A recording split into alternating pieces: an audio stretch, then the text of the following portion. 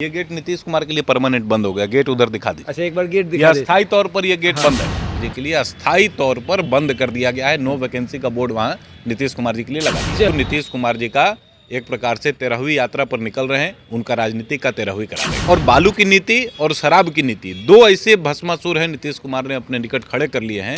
तो महागठबंधन के पास कोई कॉमन बेसिक प्रोग्राम नहीं है जिस पर यह गठबंधन चल सके। किसी भी परिस्थिति में नीतीश कुमार हमारे साथ अब नहीं आएंगे। हम लोग लेंगे ही नहीं उनको कि वो हमारे पास आएंगे। नीतीश कुमार जी के लिए सारे दरवाजे भारतीय जनता पार्टी ने बंद कर दिए। नीतीश कुमार जी को नेता बनाकर रखे हुए था इतने वर्षों तक।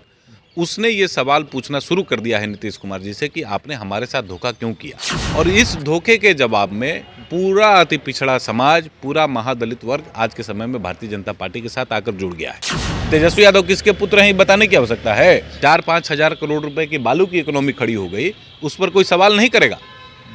और बालू की नीति और शराब की नीति, दो ऐसे भस्मासुर हैं नीतीश कुमार ने अपने निकट खड़े कर लिए हैं जो नीतीश कुमार जी का एक प्रकार से 13वीं यात्रा पर निकल रहे हैं। उनका राजनीति का 13वीं करा देगा। चलिए, राजनीति का 13वीं हो जाएगा मुख्यमंत्री का। सवाल इसलिए था कि सुधाकर सिंह लगातार बयानबाजी कर रहे हैं और कहीं ना कहीं सुधाकर सिंह की वजह से नीतीश कुमार एक बार फिर से तेजस्वी का साथ छोड़ेंगे और इनके साथ आएंगे। और नहीं, फिर हमारे साथ देखिए नहीं आएंगे। इसमें आपको मैं स्पष्ट कर देता हूँ, इस बार नहीं आएंगे। किसी भी परिस्थिति में नीतीश कुमार हमारे साथ अब नहीं आएंगे। चलिए, हम लोग लेंगे ही नहीं उनको कि वो हमारे पास आएंगे। और तो सरकार बनेगी किसकी? सरकार हम अगर नीतीश कुमार आना ही चाहेंगे तो क्या करेंगे? मना कर दीजिएगा। ये गेट बंद हो जाएगा। ये गेट नीतीश कुमार के लिए परमानेंट बंद हो गया। गेट उधर दिखा दी। अच्छा, एक बार गेट दिखा दे। अस्थायी तौर पर ये गेट बंद है नीतीश को। ये गेट नीतीश कुमार जी के लिए और नीतीश कुमार के अन्य जो लोग, आज राजीव रंजन जी गए ना बाहर यहाँ से।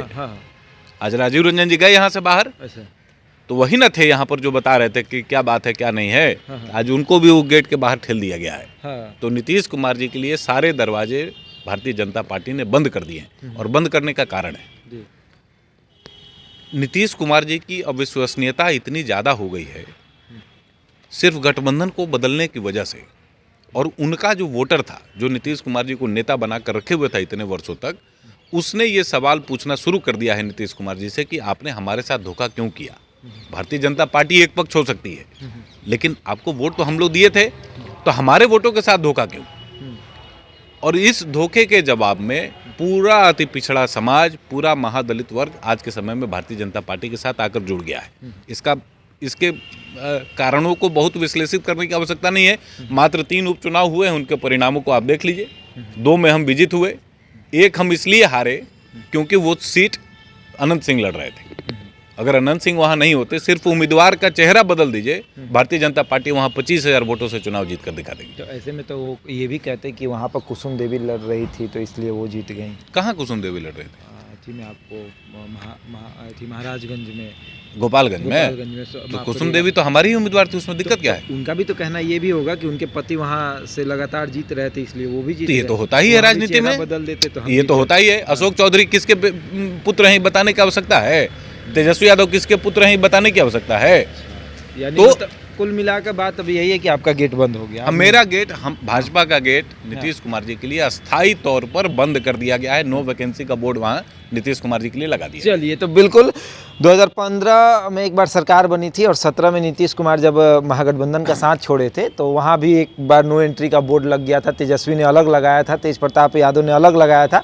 अब जब नीतीश कुमार ने इनका साथ छोड़ा है तो इन लोगों ने भी नो एंट्री का बोर्ड लगा दिया है। अब नीतीश कुमार को कहाँ जाना पड़ेगा, क्या करेंगे, किसके साथ जाएंगे, अब देखने वाली बात होगी। क्योंकि राजद लगातार उनके ऊपर बयानबाजी कर रहा है। राजद के तमाम विधायक गाली गलौज तक करने पर उतारू हैं, क्योंकि जब औकात नापने की बात हो तो वो गाली गलौज ही होती है। और राजद के विधायक एक हैं, कहते हैं कि उनकी हैसियत नहीं थी कि वो हमको चुनाव हरा दे। बहरहाल इस खबर में इतना ही। बने रहे हमारे साथ और देखते रहते इंडिया टॉप।